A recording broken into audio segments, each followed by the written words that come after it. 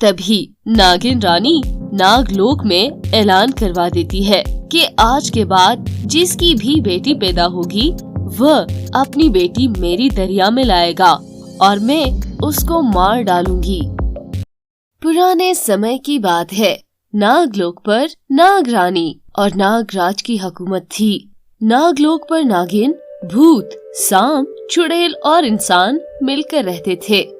एक दिन नागिन रानी नागिन राज को कहती है, मेरी इच्छा है कि मेरी भी एक बेटी पैदा हो। अभी तो हमारे सिर्फ 2 बेटे हैं। नागिन रानी के दोनों बेटे अभी छोटे थे और उसको एक बेटी की इच्छा थी। और फिर कुछ अरसे के बाद एक दिन नागिन रानी की एक बेटी पैदा होती है जो कि बहुत सुंदर थी। और तभी नागिन रानी नागलोक में ऐलान करवा देती है कि आज के बाद जिसकी भी बेटी पैदा होगी वह अपनी बेटी मेरी दरिया में लाएगा और मैं उसको मार डालूंगी।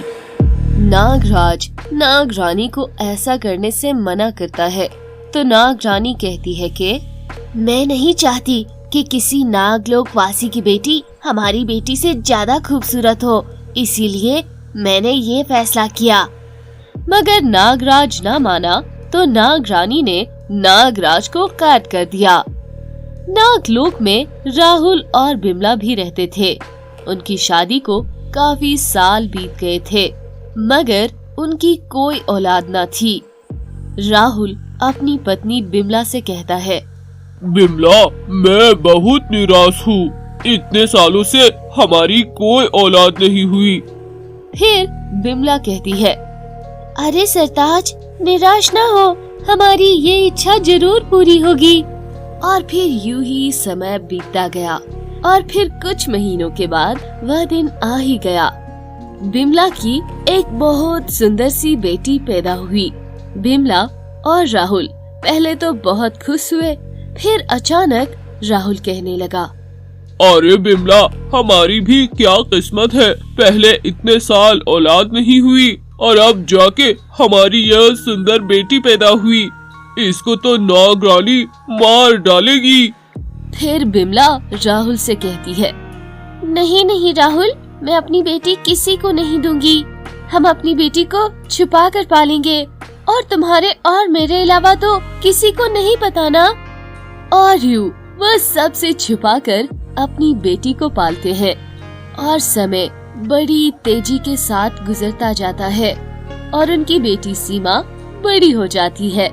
और फिर राहुल और बिमला अपनी बेटी को समझाने लगते हैं कि बेटी, कभी घर से बाहर मत निकलना और हमेशा अपने घर पर ही रहना ताकि नागलोक पर किसी को भी ना पता चले। एक दिन सीमा के माता पिता को किसी काम से दूसरे शहर जाना पड़ गया। तभी सीमा की माँ ने उसे बहुत समझाया कि घर से मत निकलना और कहीं मत जाना हमारे घर वापस आने तक। और यूं वह दूसरे शहर चले जाते हैं। सीमा कहती है, इतने सालों से मैं घर पर रहकर बोर हो गई हूँ, अभी मुझे भी बाहर जाना चाहिए। और तभी जब वो खिड़की से बाहर झांक कर देखती है तो नागलोक की खूबसूरती देखकर हैरान रह जाती है। तभी सीमा घर से बाहर नागलोक को देखने निकल पड़ती है। नागलोक के वासी जिन, भूत और इंसान सीमा को देखकर हैरान रह जाते हैं क्योंकि पिछले कई सालों से नागलोक पर कोई लड़की जिंदा नहीं बची थी। वह सभी बातें करने लगते हैं और सीमा घूमते घूमते नागरानी के महल के पास चली जाती है जहाँ नागरानी अकेली टहल रही होती है। सीमा को देखकर नागरानी कहती है, ए लड़की, तुम कौन हो और यहाँ पर क्या कर रही हो और कहाँ से आई हो? मुझे साफ सच सच बताओ। सीमा, जो नागिन रानी को नहीं जानती थी, वह नागिन रानी को सब कुछ सच सच बता देती है कि कैसे राहुल और बिमला ने उसे सबसे छुपा कर पाला और वह राहुल और बिमला की बेटी है। तभी नागरानी खूंखार रानी का रूप धार लेती है और सीमा को मारकर उसके घर पर फेंक देती है। अगले दिन सीमा के माता पिता घर आते हैं तो सीमा मरी हुई मिलती है। तो वो दोनों बहुत परेशान हो जाते हैं और समझ जाते हैं कि नागिन रानी ने उनकी बेटी को मार दिया है। फिर वह दोनों बहुत रोने लगते हैं। कुछ दिन बाद सीमा एक चुड़ैल का रूप धार लेती है और चुड़ैल बनकर सीमा कहने लगती है कि अब मैं नागिन रानी से अपना बदला जरूर लूंगी और उसे मार डालूंगी। और फिर नागिन रानी को अपने बेटे के लिए एक सुंदर दुल्हन की तलाश थी। तो वह चुड़ैल सुंदर लड़की का रूप धार कर नागिन रानी के दरबार में चली जाती है और नागिन रानी को कहती है, नागिन रानी, आप मेरी जो परीक्षा लेना चाहे ले सकती हैं। मैं आपके बेटे से शादी करना चाहती हूँ। यह सुनकर नागिन रानी उसे अपनी बहू बनाने के लिए राजी हो जाती है। और फिर कुछ दिन बाद नागिन रानी अपने बेटे के साथ उस सुंदर लड़की की शादी करवा देती है। और फिर नागिन रानी उसको अपने दरबार में बुलाती है और कहती है कि मैं शादी की खुशी में अपनी शक्तियाँ तुम्हें दान कर रही हूँ। और यूं नागिन रानी अपनी सारी शक्तियाँ अपनी बहू को दान कर देती है। और वह सुंदर लड़की जो असल में चुड़ैल होती है, नागिन रानी की शक्तियाँ लेकर फौरन नागलोक के तख्त पर बैठ जाती है।